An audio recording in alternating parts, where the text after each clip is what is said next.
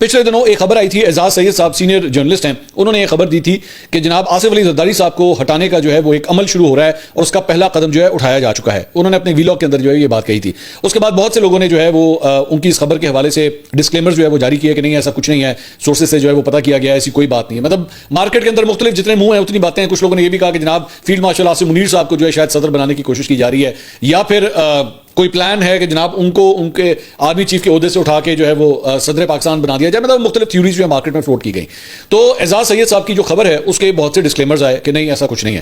اس کے اوپر اب اعزاز سید صاحب نے بھی ٹویٹ کیا ہے. انہوں نے کہا کچھ دوست صدر زرداری کو ہٹانے کی سازش سے متعلق میری دی گئی معلومات پر اعتراض کر رہے ہیں، بعد اسے غلط بھی قرار دے رہے ہیں. یاد رکھیے کوئی ذمہ دار صحافی اتنی بڑی بات بغیر تصدیق کے نہیں کرتا.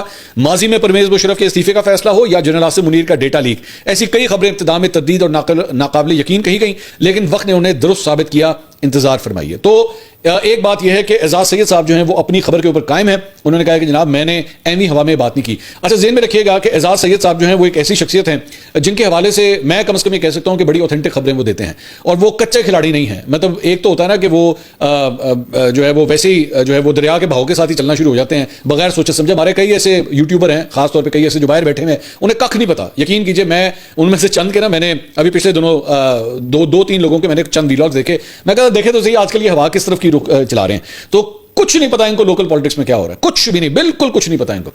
اور میں مجھے آئیڈیا ہو گیا، میں نے کہا میں ان کے بارے میں تو سوچتا تھا نا کہ ان کو کوئی انفارمیشن مل رہی ہے یا نہیں مل رہی. بالکل مجھے آئیڈیا ہو گیا کہ پاکستان سے جو باہر بیٹھے ہوئے ہیں ان کو لوکل پالیٹکس سے کوئی تعلق نہیں ہے. ان کو کوئی بندہ یہاں سے فون کر کے کوئی بھی پٹی بڑھا دے یا در اس پہ دوڑنا شروع ہو جاتے ہیں گھوڑے کی طرح. خود نہیں چیک کرتے کہ یار یہ جو بندہ بول رہا ہے اس کا اپنا مفاد کیا ہے، کیا واقعی آن گراؤنڈ یہ سچویشن واقعی ایسی ہے بھی کہ نہیں ہے. تو اعزاز سید صاحب کم از کم ایک ایسی شخصیت ہے جن کے بارے میں کہہ سکتا ہوں کہ وہ چھان بین کر کے چھان پڑک کر کے اس کے بعد ہی خبر دیتے ہیں. تو اس اعتراض کے بعد بھی وہ اپنی خبر کے اوپر قائم ہے. جس طرح میں نے آپ کو پچھلے دنوں ایک وہ جو خبر آئی تھی نواز شریف صاحب کے جا کے اڈیالہ جیل میں عمران خان صاحب سے ملنے کے حوالے سے، میں نے اسی دن آپ کو کہا تھا مجھے ڈاؤٹ ہے کیونکہ جس سورس سے خبر آ رہی تھی نا مجھے اس کے اوپر ڈاؤٹس تھے.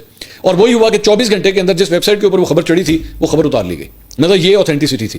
لیکن اعزاز سید صاحب جو ہے اس ساری چیز کے بعد بھی وہ کہہ رہے ہیں کہ نہیں میں اپنی خبر کے اوپر قائم ہوں. So let's see. انہوں نے کہا انتظار فرمائیے، لیٹس سی کہ ان کی خبر صحیح ہوتی ہے یا نہیں ہوتی.